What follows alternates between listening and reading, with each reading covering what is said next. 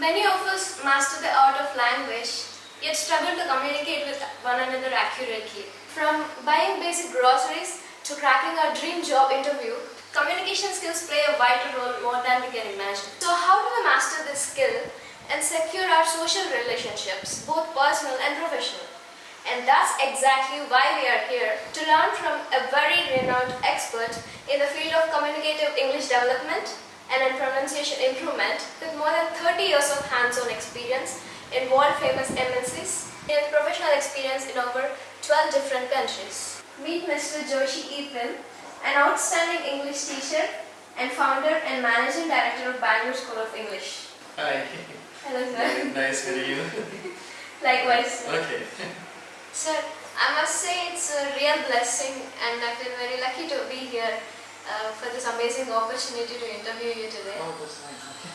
Sir, so when I went through your profile, the first thing that caught my interest and curiosity is you graduated both in English and MBA, and I would like to know how both of these degrees aided in your professional development. Well, I started my career as an assistant professor of English at a college in Kerala. My first love has been English. Then only my wife and other things, my family all came. But then, I did my MBA just only to help me, once I started Bangalore School of English, or only to help me in the administrative side of it. So my MBA is in education management. So that is just an addition to my, the core knowledge or core area of English communication training.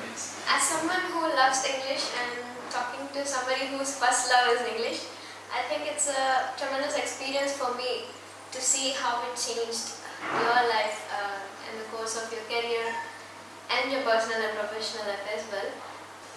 So when I went through your client list, it ranged from school students to the monks of Dalai Lama institutions, and it takes tremendous communication skills to manage how to deal with each of them individually, and what it took for you to manage all these various sets of populations while you are training them.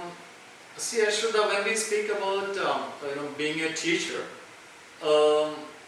see, you have two ways of looking at a teaching job. One, it can be a profession where you get money. Okay. Other, it can be a call. Call means you feel it is your divine obligation or something that you ought to do, or especially for people who come to you. They come to you for a purpose, no matter who it is. People need help because obviously in India we don't speak English, so naturally, we need help somewhere. There can be a lot of mistakes, or there can be people who want to strengthen their English for various purposes. So whenever people come to me, I feel it is my call at that time, no matter who it is. Whether it is for school children, whether it is for professionals, whether it is for monks, it doesn't matter to me at all. So for me, do my job, with the God-given knowledge, I can say, to give the best to them, so that it becomes beneficial for them. That's it. It's truly admirable to see how you love your work and how you put your heart into training your students. And now that you have mentioned that not everybody is proficient in English, so what suggestion do you have for people who are not so perfect in English or other language other than mother tongue to nurture their communication skills? See, any language for that matter, we can improve the fluency and you get mastery over a particular language. Only the more you communicate, the more fluent you become, the more confident you become. And once you read more in that language, or once you listen to a lot in that language, definitely your skills improve. See, first of all, we all learn our mother tongue by listening to our parents and elders. So the first step of language learning is listening. So that is what we call as LSRW, listening, speaking. First we listen, then we start speaking. Then comes reading and writing. So these are the 4 steps of language learning. So naturally, the more you listen, the better communicator you become. The more you speak, the more fluent you become, the more confident you become. So that's how it is. Can you give me an example in your life where you have used the skill of communication, of active listening, where you listened to the other person with empathy and acted on it? Okay. See, for the past nearly 20 years, I can say, I've been mostly involved in doing something called English for Professionals. So, see, as I told you a few moments ago, English is not our mother tongue. So naturally, we all communicate in our regional languages. Some of us might have done in our studies even in the local languages. But then these days, we work for MNCs. Naturally, we may have to interact with people from other countries. So that involves a lot of communication skills. Unless you have a strong communication skill, it would be difficult for us to come up in our career. And it affects our confidence level. I remember a doctor telling me, he's actually a professor now, but then he had his studies, until he joined his MBBS, he had his studies in the local language. Naturally, it was very difficult for him to understand and learn whatever was taught in the MBBS classes. And later on, when he became into teaching, he's a professor. He was telling me my poor communication skills made me an introvert. So that was something so touching. Then I thought, being a teacher, if I'm not able to help people like him, my call is irrelevant. So I have had such students who found communicating in English difficult, or who were finding a lot of impediments while they communicate with others. So my job was to help these people learn the real English, come out of the typical Indian mistakes, and then raise their language to a truly international level. So when they speak with others, irrespective of what country or what sort of people they are going to communicate with, they find it absolutely comfortable. They don't find it anything difficult. So that improves a lot of confidence in them. So their lack of confidence is given, their introvertedness is gone. They become much more confident and outgoing. So that's what I've been doing for the past nearly 20 years. So to do that, the first thing that we need is we have to understand the situation they are in. So there are some teachers who touch our lives. Yes. So we call them teachers who are cherished. That means cherished means we remember them as long as we live. Because what we are is because of them. Yes. So they touch our lives. So I must say this is a very incredible experience for me, and in fact I have learned a lot of things in the past 10 minutes on what to improve or alter in my ways of communication than I've learned in the past 10 days or 10 months, and I really wish viewers of this interview have something to take away with them by the end of this video. Okay. And lucky to learn a lot of this. Thanks. That's nice. See, I call myself a teacher, okay, an English teacher. So a teacher's job is to go down to the level of the students and bring them up. So I can't expect them to be in my level when they come to me. They find some difficulty, that is why they come. So my job is to go down to their level. And then I can be called a teacher only because I have got students in my life. See that?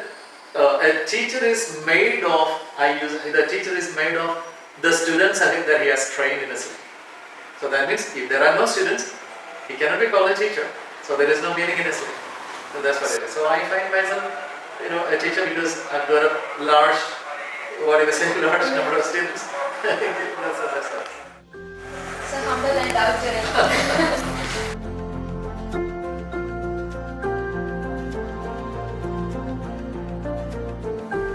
What is this? Green. No, Green biryani. Yeah, green.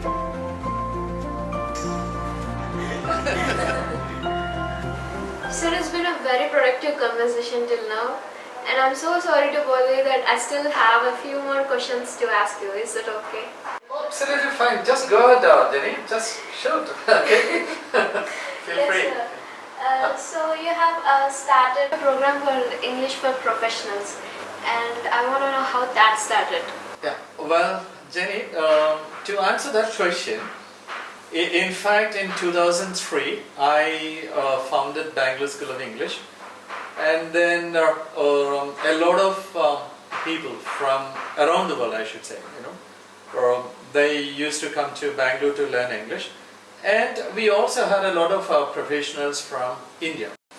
While interacting with them, I realized that they find language a bit difficult, or language is an important inhibitor in their professional growth. So that is why we later on studying something called English for Professionals. This program included everything that the Indian professionals had difficulty in. Say for example, vocabulary, pronunciation, the applications of tenses, then speaking, writing skills development. So that actually helped, I can say, over the past 10-15 years. This program has helped many people, many professionals, even in the very senior levels, and that gave them a lot of confidence to work in an organization. So how does this communication skills play an important role in corporate and organizational sector? To give you an example of, I have a student, or a learner I should say, he is in a very high position, one of the senior, senior employee of the organization, someone who has got, but when it comes to his technical skills, he is a gem. That is what the company refers, about him. His skills are out of the box, real dab hand at technical skills. But unfortunately, his language skills, English language skills, are really low. So what happens because of this? Though he is really an expert, the company cannot make use of his skills for the next generation people. That means his skills are only with him. He is not able to train any people who are after him, after the company. He is not able to train anyone because he cannot train in the local language. And it's an international company. He also finds it difficult to interact with people from other countries, especially being an American company. He has to communicate a lot with his counterparts in the US, but he finds it very difficult. These kind of situations, when they improve their language skills, so that's what I was telling, it might help not only them, but the company at large. So it can give them a lot of confidence. So that will benefit the company as well as the employees. So that sums up how important this communication skills play a role in maintaining both personal and professional relationships in one's life. In India, it's not our mother tongue, it's a second language. Or for some people, it could be even a third language. Naturally, we all need language support. To polish up language to whatever level we can, the better will be our career growth. So that's how it is benefiting them. Sir, since you worked with people with different lines of work, as a student pursuing psychology in organizational behavior, how communication skills can benefit my line of work? What I understand is, after your masters in hobby, you might be naturally joining an organization in the human resources department mostly. So what is actually happening in a human resources department? It is people skill. Yes. People skill is nothing but the ability to go and talk to people, make them comfortable, make them feel that there is a department working for you guys to support you whenever you have a need. So for that, what do we need? Absolutely, good communication skills and also soft skills, so that the other people feel comfortable while interacting with you. So that's how it is going to help you. Sir, it's quite informative to know how communication skills benefit my line of work, and I think whatever you have mentioned are some things which I can enhance in my life as well to excel in my career. And I also think these are some things which are useful to the people who are also interested to pursue their career in organizational behavior. So what I feel is more than any other departments, the HR department, because you are people's people, correct? Yes. And what we need is people skill. So to develop people skill is what? Because in an organization we may have employees from different states, sometimes even different countries. So to talk to them, what we need is good communication skills added with good manners and soft skills. So that's how it is. Nice. All the best for your future. So hope to see you as a renowned, a non HR person. Okay. And I promise you that you'll definitely see that version of me, sir. Okay. Thank you so much. Nice. Okay, it was nice meeting you. All the best. Thank you so much for having us, sir. Thank you very much indeed. Okay.